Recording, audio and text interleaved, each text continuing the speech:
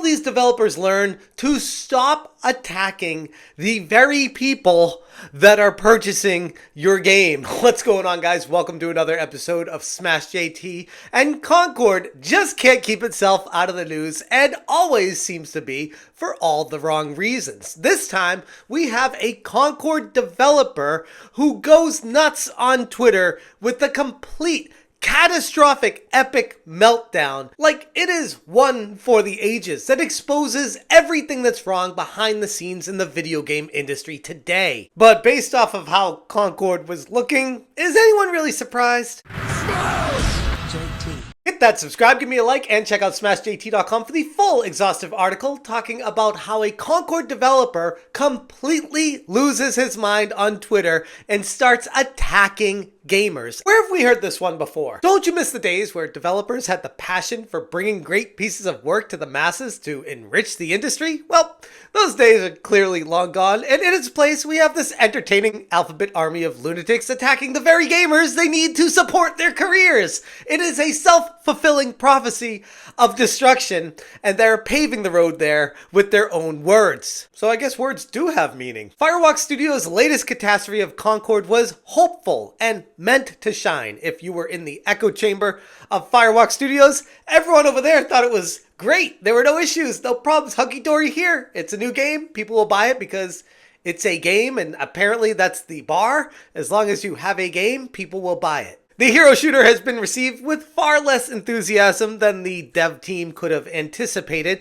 because this is a result of when you live in an echo chamber and block out anyone with voices saying, hey, maybe you should do it a different way because this is not what gamers want. You end up with a product that nobody wants. Christine Rose Schermerhorn portraying MRE and Derek Mears as Starchild tried their best to bring life to the visually captivating world of Concord. And yeah, I'll actually give it that. It looks good, especially the pre-rendered video scenes and the cinema graphics that they have with it for when you're not playing these pre-made videos of a online-only hero shooter game that nobody pays attention to and would skip to get through because they want to play the game. That's why they load it up in the first place. But regardless, it does look good. The character models are a whole different story though. Despite what some could argue being a stellar cast and definitely years of development, reportedly up to 8+ years of development, the game's reception has been lukewarm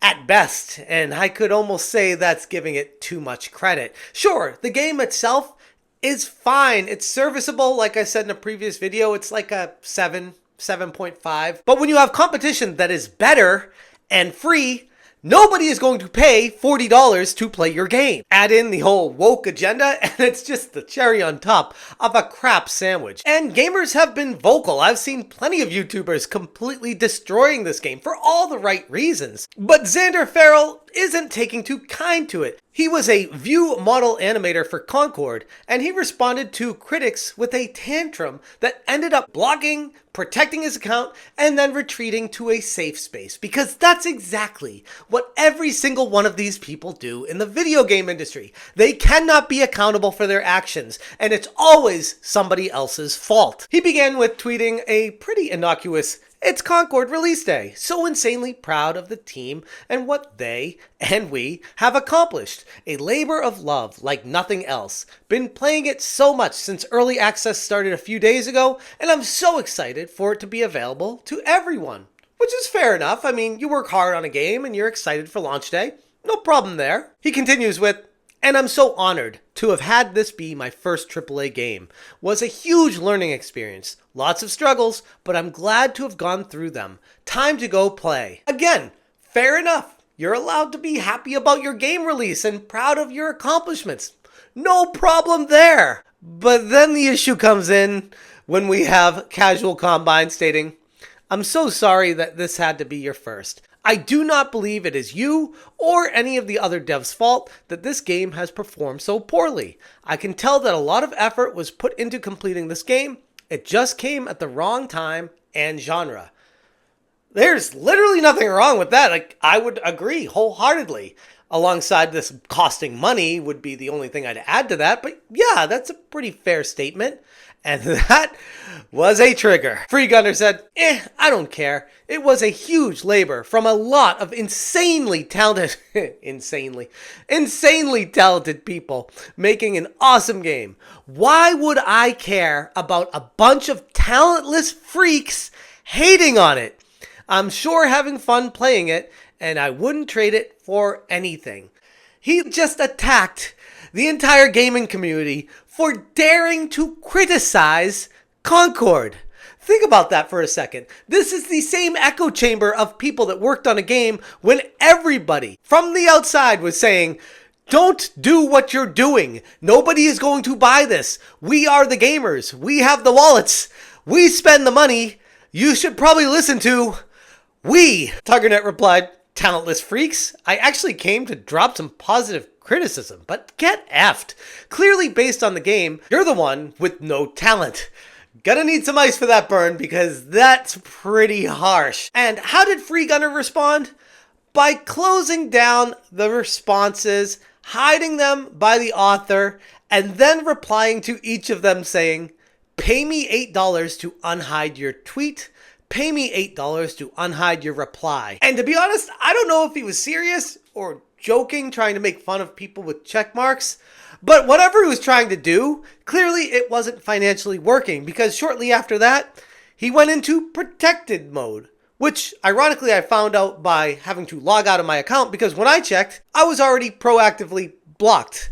I've never interacted with this guy in my life, and I'm already blocked, so apparently my reputation is starting to precede me. Hokey Zoltan said, they, them in bio, plus cartoon PFP. Yeah, we know why the game has a lot of DEI box checking woke trash design. God, I'm so glad this game has flopped so hard, because they, them doesn't deserve to work in the entertainment industry. Gamers are rising up, speaking with their wallets, and telling these companies to hire the qualified individuals to make the games that we want to pay for to play. Because this ain't it. Sweeps125 said, it's always nice to see what they think the world wants ends up not being what the world wants.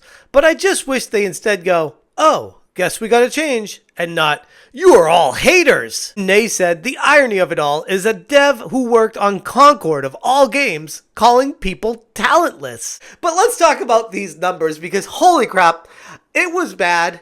And it's getting even worse. The all-time peak for Concord on launch day reached nearly 700 gamers, a peak of 697. And when I checked 24 hours later, it's about half that. It hasn't gone up, it's been cut in half. And looking at these numbers and then comparing them to Concord itself, their open beta was doing far better than this.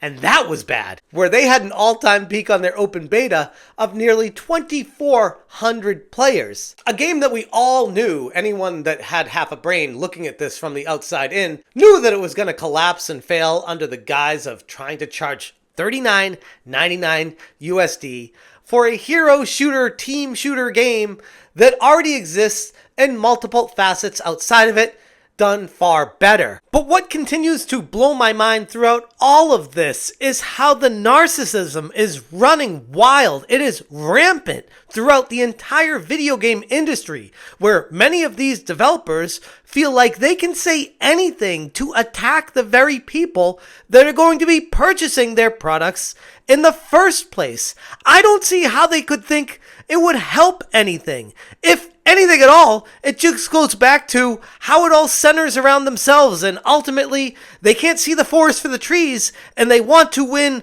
a battle even if they lose the whole war. The road ahead for Concord is almost certain, with imminent failure and shutdown incoming. Even with a company as massive as Sony backing it, they can't keep shoveling money into the fire. For those daring enough, Concord is available if you want to dive into it, offering a glimpse of a game that promised much, but has yet to fully deliver on any front.